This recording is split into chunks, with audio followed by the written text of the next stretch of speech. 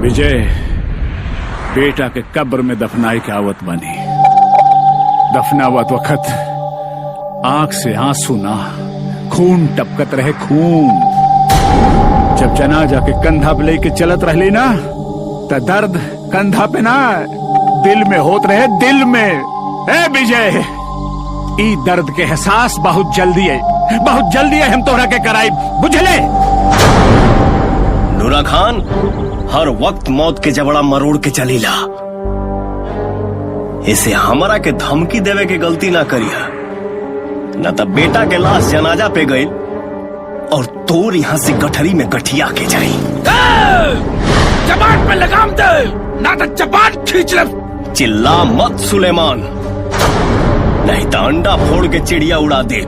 आज संग्राम ना, संग्राम के ऐलान करतानी। नूरा खान ते मुते ले कम हिलावे ले ज्यादा। संग्राम ऐलान से ना जिगर से जीतल जाला, जौन तोरा पास नहीं खे। एगो बात ना जानत होकबे त जान ले, शेर मारेला ना खाली फारेला। मारा मारा।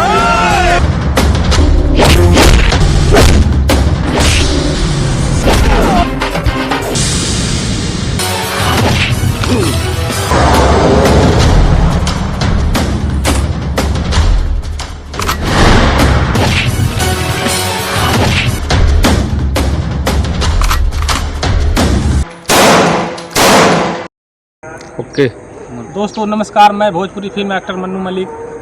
लव यू फ्रेंड्स, मैं दीपक दीवाना, भोजपुरी एक्टर। फ्रेंड्स, हमारे चैनल का नाम MDA म्यूजिक वर्ल्ड है।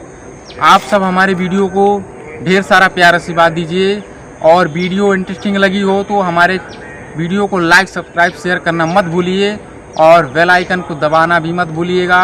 और मिलते हैं नेक्स्ट वीडियो के साथ, तब तक के लिए बाय बाय, लव यू।